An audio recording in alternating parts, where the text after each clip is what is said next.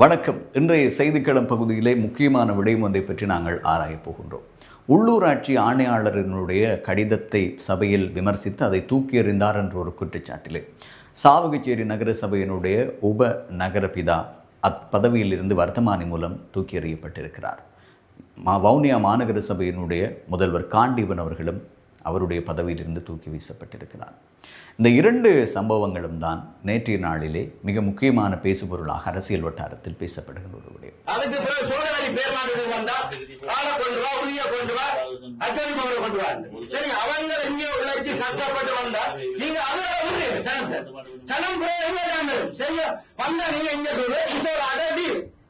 ஒரு உள்ளூராட்சி மன்றத்தினுடைய பிரதிநிதி எவ்வாறு தெரிவு செய்யப்படுகிறார்? உள்ளூராட்சி மன்ற தேர்தல் மூலம், மக்களினுடைய தெரிவு மூலம், அந்த வட்டாரத்தினுடைய அடிப்படையிலே, அந்த கட்சி சார்பிலே அவர் பெற்ற வாக்குகளினுடைய அடிப்படையிலே, அவருக்காக அளிக்கப்பட்ட விருப்பு வாக்குகளினுடைய எண்ணிக்கையிலே ஒரு சபைக்கு அவர் தெரிவு செய்யப்படுகிறார். அவ்வாறு சபைக்கு தெரிவு செய்யப்படும் ஒரு நபரை ஆளுநர் தன்னுடைய அதிகாரங்களை வைத்து அப்பதவியிலிருந்து நீக்கியிருக்கிறார் வர்த்தமானி மூலம். இதுதான் இப்போது பேசப்படுகின்ற முக்கியமான விடயமாக இருக்கிறது.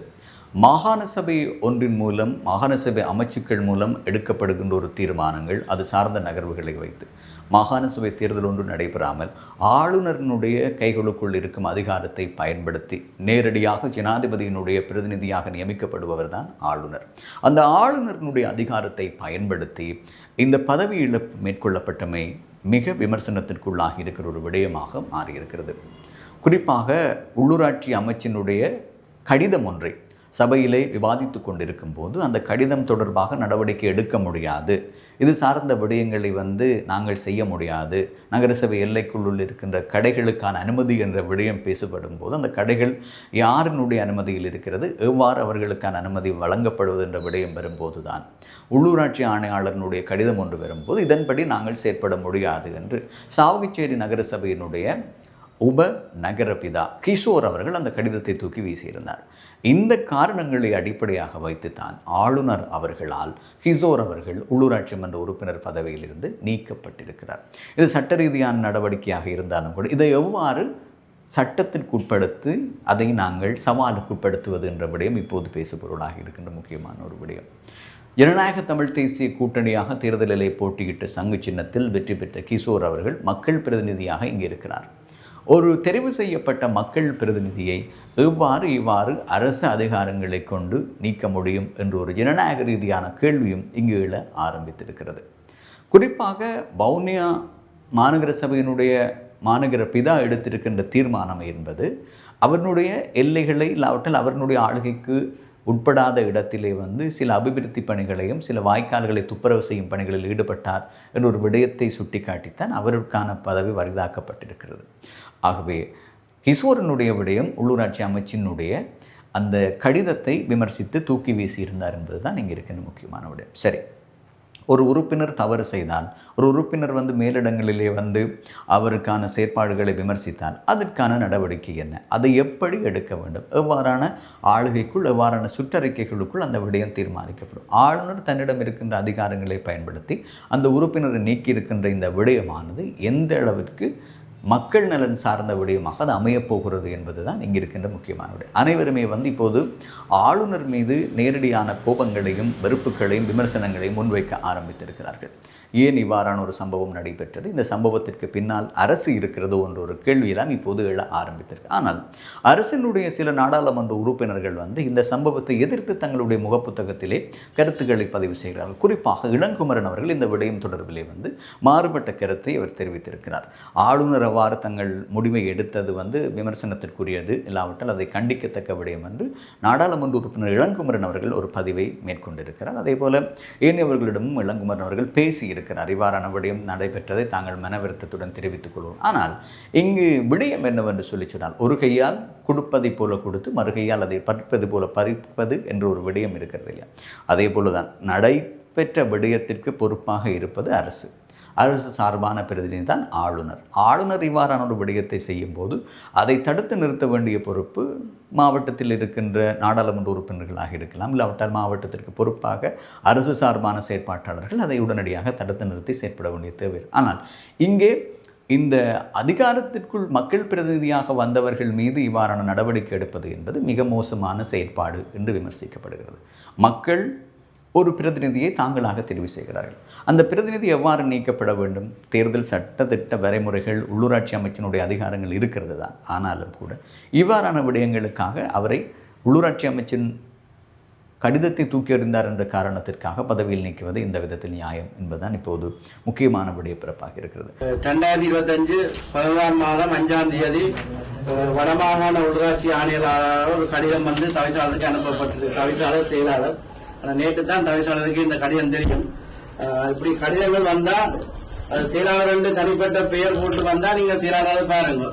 தவிசாளர் செயலாளர் வந்தா உடனே தவிசாளருக்கு தெரியும். 15 மாதம் வந்த கடிதம், 5ஆம் தேதி வந்த கடிதம் இப்ப 1ஆம் மாதம் நேற்று 19ஆம் தேதி தான் தவிசாளருக்கே தெரியும். இதுல அவர் ஒரு சுற்று நிர்வாகம் ஒன்றினம் சர்க்குலர் ஒன்றினம் என்ன விளங்கியல அதுல சொல்லப்பட்டிருக்கு என்னன்னா வணிக நிறுவனங்களுக்கான இசைவு சான்றிதழ், அதாவது குடிபுகு சான்றிதழ் சிஓசி கேட்டிருக்கிறார். நகரசபை எல்லைக்குள்ள இந்த அதிகார எல்லைக்குள்ள காணப்படும் மேற்படி நிறுவனங்களுக்கு வியாபார உரிமம் வழங்குதல் மற்றும் வியாபார வரி அறவிடும் நடவடிக்கைகள் எடுக்கப்படும் பொழுது குறித்த வணிக நிறுவனங்கள் குடிபுகு சான்றிதழை பெற்றுக்கொண்டு தொடர்பான ஆவணங்களினை பெற்று பரிசீலித்து குடிபுகு சான்றிதழை பெற்றுக்கொண்ட நிறுவனங்களுக்கு மட்டும் வியாபார உரிமம் மற்றும் வியாபார வரி அறவிடும் நடவடிக்கைகளை மேற்கொள்ளுமாறு கேட்டுக்கொள்கின்ற போட்டுள்ளார். அவ்வாறு இல்லாவிட்டால் வியாபார உரிமத்தை ரத்து செய்து சட்ட ரீதியான நடவடிக்கைகளை மேற்கொள்வதுடன் தங்களால் எடுக்கப்பட்ட நடவடிக்கையை அறிக்கையிடுமாறு கேட்டுக்கொள்கிறேன் என்று அனுப்பியிருக்கிறேன். இப்ப நாங்கள் எங்களால் எடுக்கப்பட்ட நடவடிக்கை கௌரவ தவிசாளர் அல்லது எங்களுடைய செயலாளர் அவருக்கு அளிக்கப்படுவது என்னன்னு சொன்னால் 1952ஆம் ஆண்டின் 6ஆம் இலக்க உள்ளூர் அதிகார சபை சட்டத்தின்படி கடந்த வடக்கு மாகாண சபையால் இயற்றப்பட்ட நியமன துணை விதிகள் 2016 2ஆம் தேதி விசேட இலங்கை ஜனநாயக சோசலிச குடியரசில் அதிவிசேட வர்த்தமானில வெளியிடப்பட்டிருக்கு. அன்றைய முதலமைச்சர் மதிப்புக்குரிய காவி விக்னேஸ்வரன் அவர்களால் இந்த விசேட வர்த்தமானி அறிவித்தல் வெளியிடப்பட்டிருக்கு. அதுல ஒவ்வொரு வியாபார நிறுவனங்கள் இந்த நகரசபை எல்லைக்குள்ள இருக்கக்கூடிய ஒவ்வொரு தொழில் துறைகளுக்கான அனுமதிக்கான அந்த படிவங்கள் எல்லாம் அதுல காட்டப்பட்டிருக்கு. நீங்க பாத்தீங்கன்னு தெரியும். அந்த உதாரணத்துக்கு ஒரு விண்ணப்ப படிவத்தை உங்களுக்கு வாசிக்கிறேன். விண்ணப்பதாரியின் விவரம், முழு பெயர், நிரந்தர முகவரி, கிராம அலுவலர் பிரிவு, அடையாள அட்டை இலக்கம், தொலைபேசி இலக்கம், மின்னஞ்சல் முகவரி, தொழில் ஆரம்பிக்கப்பட்ட திகதி, தொழிலின் தன்மை, தொழில் நிலைய முகாமையாளர், பிரதிநிதியின் பெயர், தொலைபேசி இலக்கம், கட்டடம் வாடகைக்கு பெறப்பட்டதாயின் உரிமையாளரின் பெயர், முகவரி, கடந்த ஆண்டு உரிமம் பெறப்பட்டதா, ஆம் இல்லாட்டி இல்ல என்று சொல்லி போட்டு விண்ணப்பதாரின் கையொப்பம். அதுக்கு பிறகு நீங்க பார்த்தா தெரியும் சோலைவரி பகுதியின் ஒரு ஆவணம், நிர்வாக பகுதி உத்தியோகத்தை அதை உறுதிப்படுத்தணும். அடுத்தது வருமான பகுதியின் அறிக்கை இருக்குது. அதுக்கு பிறகு சுகார வைத்திய அதிகாரி அறிக்கை. அதுக்கு பிறகு கடைசியா அங்கிட்ட கௌரவ தவிசாளர்கிட்ட செயலாளர்கிட்ட சிபாரிசு. அதுக்கு பிறகு தவிசாளர்கிட்ட கையெழுத்தோட அவர்களுக்கான அனுமதி வழங்கப்படும். இந்த இடத்துல எங்கேயும் சொல்லப்படையில கட்டட அனுமதி சான்றிதழ் அல்லது குடிபுகு அமைவு சான்றிதழ் புறவணும் என்று சொல்லி மாகாண சபை நியமன துணை விதிகள்ல அந்த இதுல சொல்லப்படவில்லை. ஆனா இதை மீறி அந்த உள்ளாட்சி ஆணையாளர் என்னன்னு சொன்னால் அவர் இந்த வர்த்தக மாநில பிரிவு 44 சொல்லப்பட்டிருக்கு. இந்த துணை விதிகள் உள்ளடக்கப்பட்ட யாராயினும் ஒரு ஏற்பாட்டை மீறுவதற்கான அல்லது முறிப்பதற்கான தவறு தொடர்பில் உரிய தத்துவம் கையளிக்கப்பட்டுள்ள நீதிமன்றத்தினால் தவறொன்றுக்கு யாரேனும் ஒருவர் குற்றவாளியாக காணப்படும் எடுத்து இந்த குற்றம் தொடர்பில் 252வது அத்தியாயமான நகர சபைகள் கட்டளை சட்டத்தின் 153ஆம் பிரிவின் 2ஆம் உபபிரிவில் குறிப்பிட்டுள்ள அபராதத்துக்கு ஆளாகுதல் வேண்டும்.